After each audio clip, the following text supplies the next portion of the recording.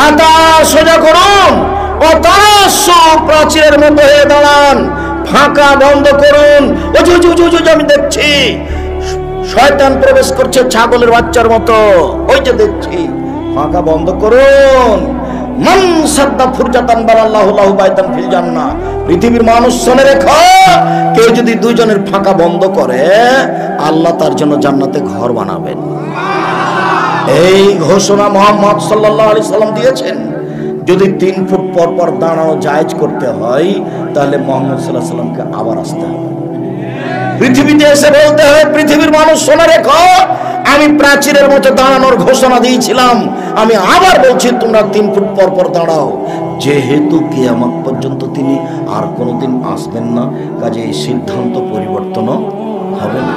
সারা দুনিয়ার মানুষ যদি আর কোনোদিন পাশাপাশি না দাঁড়ায়, তবে শরীয়ত পরিবর্তন হবে না।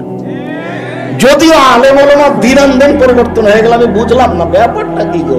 কোন হুজুরের সুলিও হলো না, ফাঁসিও হলো না, হুজুরি বলছেন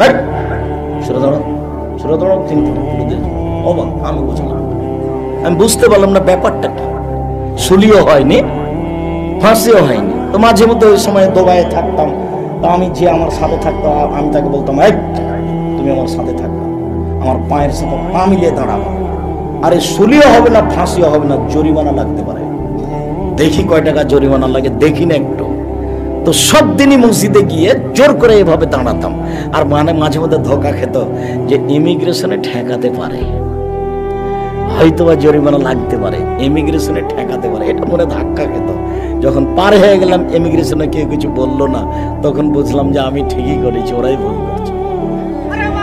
আর একজন আমার সাথে ঢুকছে, তখন বলছে, একটু আব্দুল রাজাক সাহেব কি করবেন, একটু ফাঁকা ফাঁকি দাঁড়ান না, এ এমাম সরকারকে খুব সম্মান করে। দেখেন আমি এই কথা মেনে নিতে পারছি না, ঠিক আছে আপনারা আপনার মতো দাঁড়ান, আমি একদিকে দাঁড়াচ্ছি, তবে আমার সাথে যে দাঁড়াবে তাকে আমার পায়ের সাথে পা মিলিয়ে দাঁড়াতে হবে। এটা আল্লাহ রাসূলের আদেশ। পৃথিবীর মানুষ প্রাচীরের মতো হয়ে দাঁড়াও, ফাঁকা বন্ধ করো। পৃথিবীর মানুষ শুনে রেখো, কেউ যদি ফাঁকা বন্ধ করে, আল্লাহ তার জন্য জান্নাতে ঘর বানাবেন।